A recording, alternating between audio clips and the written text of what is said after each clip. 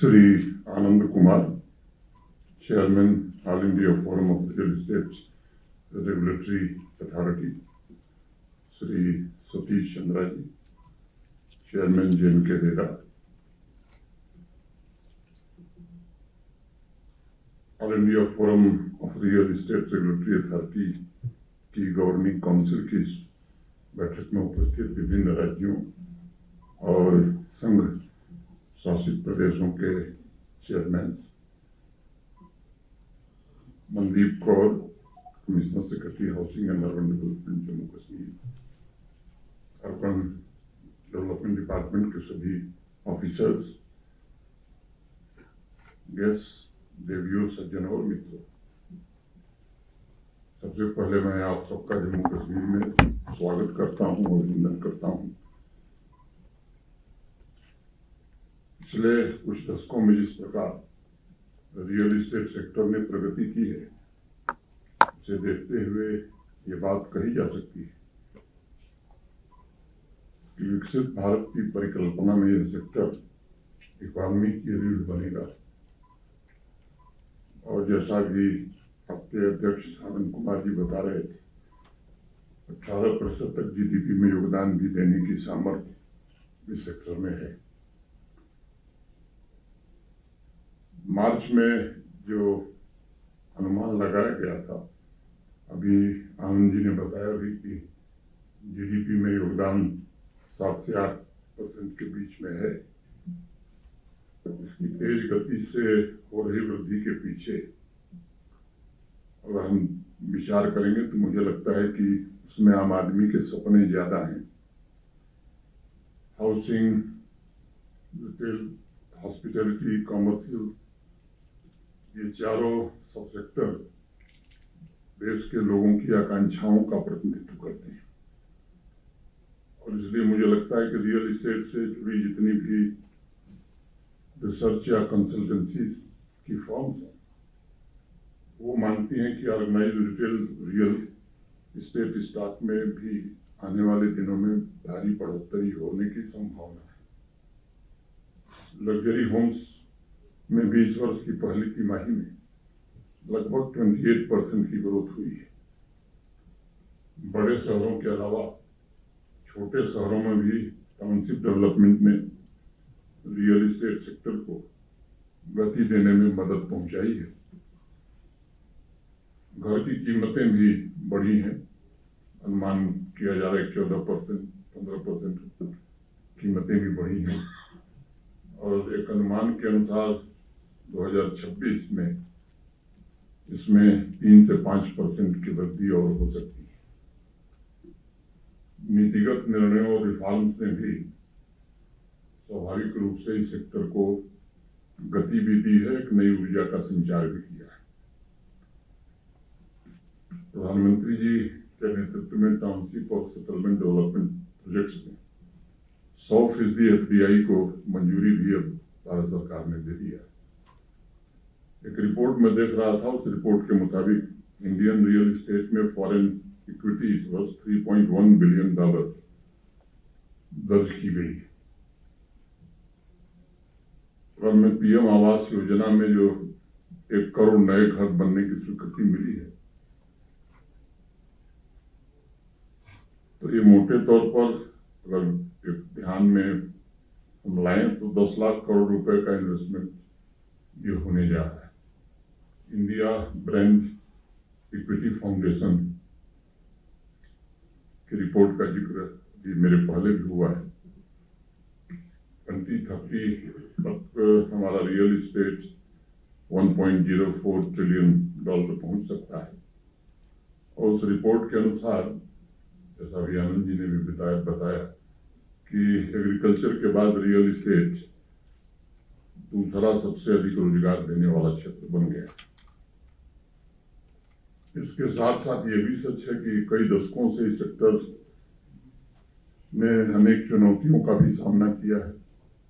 इनमें डेवलपर्स के द्वारा, मैं उस शब्द का इस्तेमाल करूं कि नहीं करूं, धोखाधड़ी की कार्रवाई, प्रोजेक्ट्स में देरी, पैसों का दुरुपयोग या साइफनिंग, अनेक ऐसे कारण शामिल थे। ऐसे अनेक उदाहरण हैं जिसमें पूर्ण भुगतान के बावजूद घर खरीदारों को प्रोजेक्ट पूरा होने और उनको घर मिलने में सालों का इंतजार करना पड़ा है। इस सभागार में बैठे हुए भी अनेक लोग होंगे जिन्होंने इन दिक्कतों को खुद महसूस किया होगा। ऐसे अनेक डेवलपर्स थे जो एक प्रोजेक्ट का पैसा दूसरे प्रोजेक्ट में लगा देते थे और घर का जो सपना देखने वाले थे उनको छत भी नसीब नहीं हो पाती थी। कर्ज और ब्याज का बोझ जरूर उनका बढ़ जाता था। कई बार खरीदारों को बेहतर सुविधाएं या ज्यादा रिटर्न का आश्वासन देकर के नॉन अप्रूव्ड प्रोजेक्ट्स में भी निवेश करने के लिए गुमराह किया जाता था। लेआउट प्लान, सुविधाओं और प्रोजेक्ट्स के बारे में गलत जानकारी देना ये तो एक आम चलन सा था। इन सबसे निपटने के लिए बायर्स के सामने कई डेडिकेटेड ग्रीवांस रिड्रेसल मैकेनिज्म भी उस समय उपलब्ध नहीं था। कोई लीगल फ्रेमवर्क भी नहीं था। आज पूरा देश घर का सपना सजोने वाले आम आदमी और सच्चे डेवलपर्स,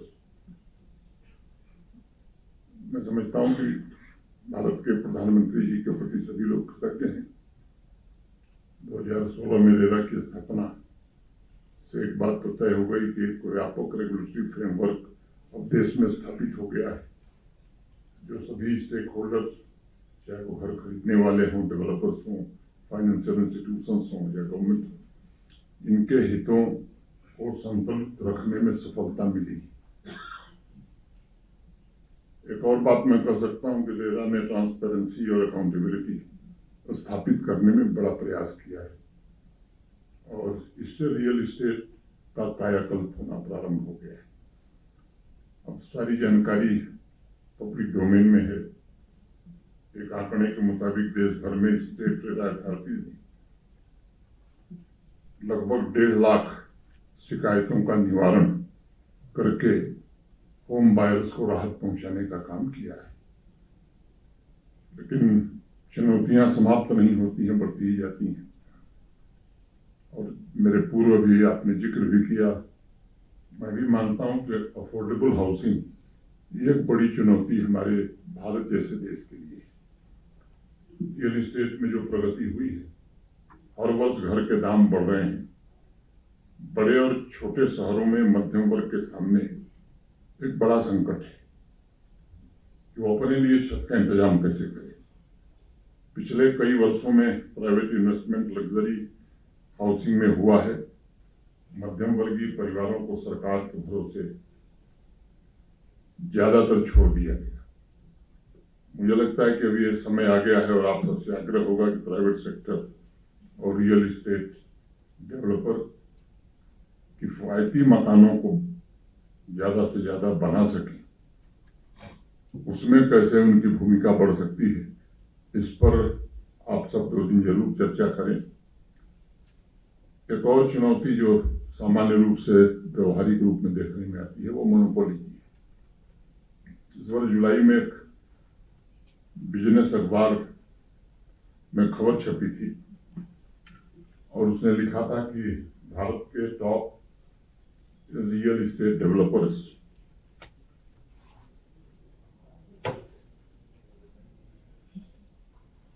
उनका वैल्यूएशन लगभग 16 लाख करोड़ रुपए क्रॉस कर गया है। और उसने ये भी कहा कि कुवैत की कुल जीडीपी से ये आगे निकल गया है। इससे कुछ विशेष डेवलपर्स का वर्चस्व भी बढ़ गया है और मुझे लगता है कि ये उचित समय होगा कि सेक्टर के ग्रोथ के लिए इसे कैसे और कॉम्पिटिटिव बनाया जा सकता है ताकि मार्केट में प्रवेश कर रहे नए डेवलपर्स को भी आगे बढ़ने का अवसर मिल सके। सामान्य तौर पर आपने भी ध्यान दिया होगा, मैंने तो नोटिस किया है कि डेवलपर्स के प्रोजेक्ट के आसपास जो काम करने वाले लोग हैं, इनके रहने की कोई अच्छी व्यवस्था नहीं होती है। मुझे लगता है कि एक ऐसा प्रश्न है जिस पर आप सबको जरूर विचार करना चाहिए। रियल एस्टेट डेवलपर कामगारों के परिवारों के लिए कम से कम 2 सुविधाओं इंतजाम करें, इस पर विशेष ध्यान देने की जरूरत है। एक उनका स्वास्थ्य और दूसरा शिक्षा, रहने का इंतजाम। आपके लिए जो घर बना रहा है उसका कल्याण मुझे लगता है कि प्राथमिकता में होना ही चाहिए।